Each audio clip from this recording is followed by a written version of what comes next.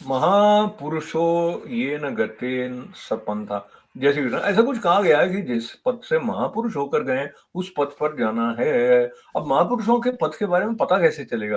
तो शास्त्र है हमारे पास में हजारों वर्षों से, और एक इस तरह का प्रयोग मानव को सर्वश्रेष्ठ जीवन जीने के लिए जो किया गया है, उस अनुसंधान को कथा के रूप में और इस प्रकार दिव्य दान ऋषियों और भगवत गीता के रूप में हमारे लिए हमारे बुजुर्ग छोड़ कर गए हैं।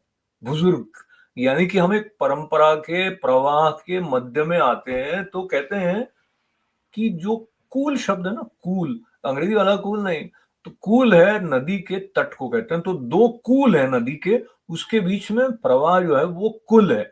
तो हम एक प्रवाह के अंश हैं और हम एक पावन परंपरा के प्रवाह के अंश हैं। तो उससे हमारी गति और प्रामाणिक रूप से वहां तक जो गंतव्य है होने की संभावना बढ़ जाती है, यदि हम शरण लेकर सजगता से अपने जीवन को अपनाएं।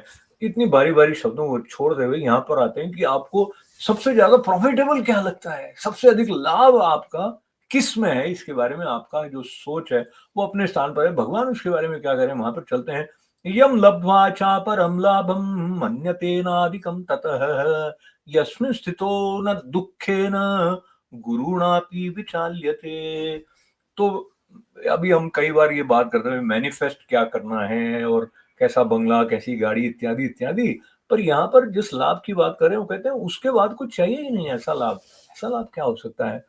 अब उसके बाद में ये भी कहा कि वो परमात्मा रूपी जो प्राप्ति का या बोध का जो लाभ है, उसका एक और पहलू ये है जो कि हमारे बाकी के लाभ में संभवतः नहीं हो।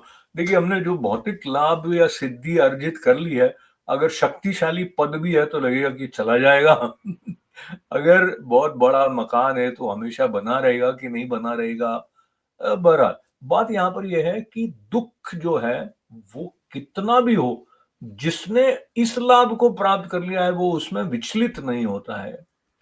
अब ये जो अवस्था है कि दुख में विचलित नहीं होता है, उसकी बात जब भगवान कर रहे हैं, इसका मतलब ये है कि भगवान की प्राप्ति के बाद में भी दुख की संभावना है। ये एक थोड़ा कुछ समझ में नहीं, क्योंकि हम तो सोचते हैं भगवान का मतलब है कि दुख तो आएगा ही नहीं।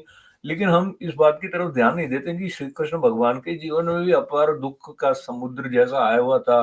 भगवान राम ने भी बहुत सारे चुनौतीपूर्ण समय का सामना किया था। तो मैं तो नहीं चाहूंगा कि दुख आए, लेकिन दुख आए तो उसका मतलब ये नहीं कि भगवान नहीं, हम में से कई लोग ऐसा कहने सुनने लग जाते हैं, है ना? जय श्री कृष्ण।